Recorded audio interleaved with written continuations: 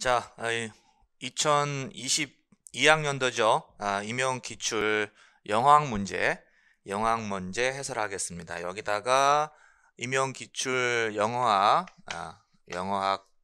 문제만 중심으로 해가지고 해설을 한번 해보도록 하겠습니다. 여러분들 먼저 시험 보시느라 너무 고생 많으셨고, 항상 시험은 이 추운 날 시험을 보게 되죠. 추운 날 시험 보게 되면은 신체적인 리듬도 잘 안 좋아지고 긴장되고 배도 아프고 머리도 띵한 것 같고, 그래서 사실 신체적인 컨디션은 그렇게 좋지 않은 상태에서 시험을 보게 되죠. 그렇게 되니까 제가 집에서 문제를 받아봤을 때 느끼는 그 문제에 대한 체감적인 난이도가 여러분들이 훨씬 더 심할 것이다 라는 생각을 합니다. 자, 총평을 먼저 하면서 시작을 좀 해볼게요. 난이도가 영어학 중심으로 해가지고 난이도가 어땠을까? 이렇게 한번 여러분 입장에서 한번 생각해 보는 겁니다. 난이도는 예년에 비해서 제가 봤을 때는 중보다 조금 더 중상은 아니고요. 중상은 아니고 중보다 조금 위에 이렇게 있지 않았나 싶어요. 중보다 조금 그 이유를 여러분들 해설을 하면서 말씀드릴게요. 여기에서 보시면은 왜 난이도를 이렇게 중보다 살짝 위에 이렇게 있다라고 말씀을 드렸냐면은 일단은 이게 지문은 쉬워요. 지문의 난이도는 하입니다. 지문의 난이도는 하예요. 그러나 답안을 작성할 때 답안을 이렇게 작성해야 될 때 답안 작성이 약간 멈칫거리는 부분이 있습니다. 답안 작성에서 이 부분에서. 그래서 지문만 보면은 여러분들이 지문만 읽었다면 이거 너무 쉽지 않아 이렇게 생각할 수 있고 자신감을 얻을 수 있을 텐데, 이제 지문 다 읽고 아래 내려가 가지고 디렉션을 읽었을 때 가만 있어봐, 이거 조금 생각하게 만드네 라고 하는 부분 때문에 그런 거예요. 자, 그래서 여기에서는 이번에 2022학년도의 영어학 그 시험의 난이도는 이 디렉션에서 여러분들 난이도를 조절했다라고 말할 수 있습니다. 디렉션에서 여기에 지금 난이도가 조절이 된 부분이다, 이렇게 볼 수 있어요. 그래서 디렉션을 어떻게 하느냐에 따라 가지고 난이도가 달라질 수 있구나라는 것을 여러분들이 이제 아시게 될 것이고요. 그 다음에 그러면 앞으로 여러분들이 이제 공부할 때 어떻게 공부해야 될지, 앞으로 이후에 2023년도를 준비하는 우리 수험생들이 무엇을 초점을 두면서 무엇도 신경을 써야 될지를 이 시험을 통해서 알 수가 있는 거죠. 디렉션을 통해서, 지문을 통해서도 우리가 난이도를 둘 수도 있고요. 제가 2021년도 작년도 기출 해설할 때 지문에서, 특히 그 의문문 문제에서 지문에서 난이도가 있었다라고 했는데, 이번에는 지문에서의 난이도보다는 디렉션에서의 난이도가 있었다라고 이제 이렇게 정리를 할 수가 있겠어요.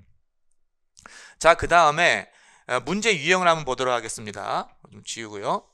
문제 유형은 특이사항이 뭐냐면 4점짜리 그 서술형에서도 빈칸이 출현했어요. 빈칸이 있는 서술형이죠. 빈칸이 있는 서술형, 요러한 답안 작성 유형은 사실 예전 유형이거든요. 옛날의 유형인데 그러한 유형을 다시 한번 사용했다라는 거. 빈칸도 작성해야 되고 이게 이제 서술도 해야 되고, 그런 것들을 지금 문제 유형으로 집어넣었다라고 보시면 되고요. 그리고 이제 전체적으로 문제 유형은 특별히 바뀐 건 없습니다. 요러한 것들 외에는. 그 다음에 이제 문제 유형 말고 추가적으로 우리가 다뤄야 될 것은 이번에 시험 나오는 영역을 제가 지금 얘기 안 했는데, 이 영역과 관련해서는 통사론에서 세 문제, 그 다음에 의문론에서 세 문제, 이렇게 나왔어요. 총 6문제. 그래서 기존에 이렇게 6문제의 패턴은 그대로 유지하고 있습니다. 자, 그리고 여기에서 한 문제에는 2점짜리 빈칸 넣기 하고 나머지 두 문제가 4점짜리고요. 그 다음에 여기도 2점짜리 하나에다가 4점짜리 2개, 그렇게 문제를 구성했어요. 그러면 총 몇 문제입니까? 총 배점이 어떻게 돼요? 20점이 되는 거죠. 총 20점 그대로 작년과 유지하고, 특이한 거는 스쿨 그래마가 매년 출제됐던 것들이 안 나왔죠. 스쿨 그래마가 매년 출제됐던 것이 이번에는 출제되지 않았다. 이게 좀 특이사항이죠. 매년 한 문제씩 나왔는데 안 냈습니다. 자, 그리고 출제 원전과 관련해서 한번 말씀을 드릴게요. 우리가 기본적으로 많이 읽고 있는 의문론에서는 Applied English Phonology 책을 많이 읽고요. 그 다음에 통사론에서는 투포라든지 카니의 신텍스 책을 많이 읽는데, 최근에 이제 뭐 작년 문제도 그렇고 그 책에서 문제가 안 나온다는 거죠. 그 책에서 문제가 이제 점점 안 나온다라고 말할 수 있어요. 왜 그럴까요? 거의 다 냈거든요. 거의 다 냈습니다. 자, 그러면 여기서 여러분들이 이렇게 질문할 수가 있을 거예요. 그러면 내년 준비를 위해서 우리가 다른 책을 읽어야 될까요? 아니요, 그걸 필요 없어요. 기존에 문제를 거기서 안 냈다 뿐이지, 우리가 공부하는 그 내용은 그 책 안에 Applied English Phonology, 요건 좀 이따 얘기할게요. 통사론만 이야기하면은 투포라든지 카니의 신텍스 안에서 우리가 충분히 응용할 수가 있습니다. 그것만 우리가 공부를 한다면. 근데 지금 그 Applied English Phonology 이 책 의문론에서 우리가 아주 그냥 바이블처럼 보는 것, 여기에서 그 없는 것이 두 가지, 중요한 영역이 빠진 게 두 가지가 있어요. Applied English Phonology에서. 뭐냐면 자질과 관련된 거예요.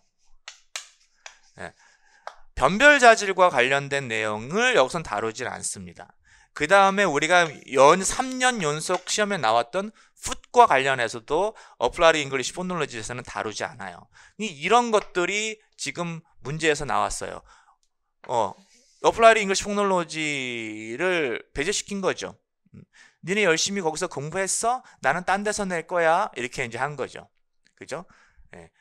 자, 그래서 우리가 앞으로 공부를 할 때 이 여러분들 그 Applied English Phonology는 여전히 중요합니다. 이것을 공부하지 말라는 얘기가 아니라 여전히 중요하고요. 그 다음에 자질과 관련해서는 별도의 자료를 통해서 여러분들이 공부를 해 주셔야 되고요. 물론 저도 강사 입장에서 이러한 자료를 보완해 가지고 여러분들한테 이제 강의를 제공을 할 겁니다. 그 다음에 foot 같은 경우도 3년 연속 이 foot 소재로 나왔다는 것이 참 놀랍기도 한데, 자, 이것도 지금 이 문제 다른 책에서 출제가 됐죠. 그 다음에 이제 통사론도 보시면은, 통사론도 우리가 투포, 그 다음에 카니의 신텍스, 이런 것들만 주구장창 봐왔는데 그것만 봐도 응용을 할 수가 있어요. 그러나 이제 출제 원전이 다른 책에서 자꾸 나온다는 것을 알 수가 있는데, 자, 제가 요 두 책을 여러분들한테 좀 보여드리도록 하겠습니다.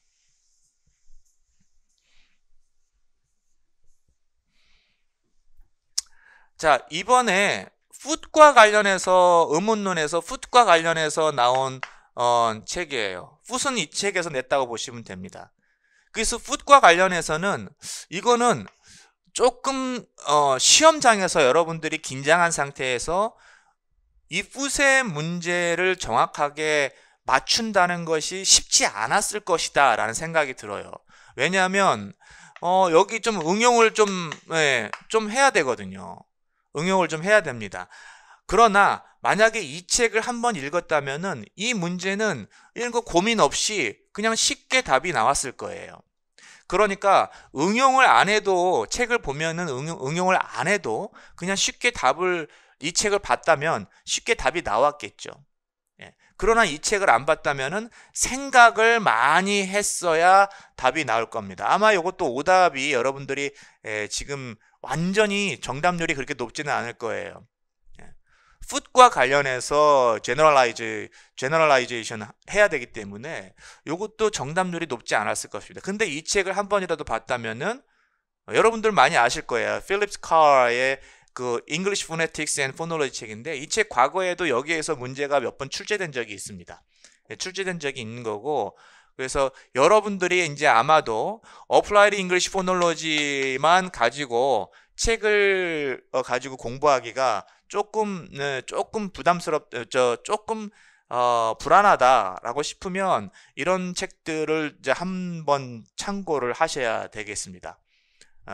그 다음에 여기에서의 An Introduction to Syntactic Analysis and Theory, 이거 통사론 책이거든요. 이 통사론 책에서 지금 문제가 여기서 거의 다 냈다라고 보시면 돼요. 이번 올해는요. 올해 세 문제는 그냥 여기서 나왔다고 보시면 됩니다. 이 책에서.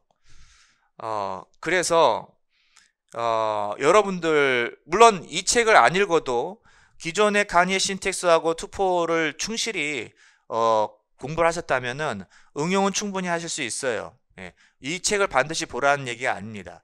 그러나 조금 불안한 마음이 있거나 좀 더 시간적인 이유가 있거나 내가 좀 더 다른 책을 볼 만한 책이 있을까요? 라고 한다면은 뭐 이번에 시험에 나왔으니까 한번 들여다볼 만 하겠죠. 지금 말씀드리는 취지는 이 책을 공부하라가 아닙니다.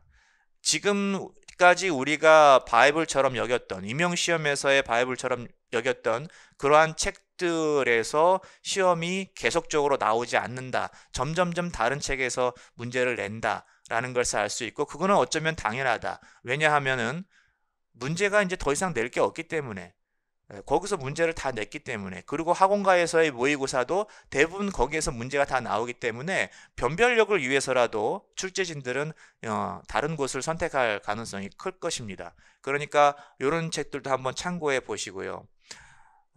자, 그러면 뭐 우리가 문제를 한번 풀어보고요. 문제 푸는 것이 목적이 아니라 어디에서 우리가 어려웠고 그 다음에 이 문제 유형에서 우리한테 당황함을 준 그 포인트가 어디였는지, 그래서 다음에 우리가 공부할 때 어디에 실수를 하지 않도록 조심해야 되는지, 그 다음에 또 문제가 우리를 어렵게 하는 그러한 디렉션이 뭐가 있는지도 한번 보도록 하겠습니다.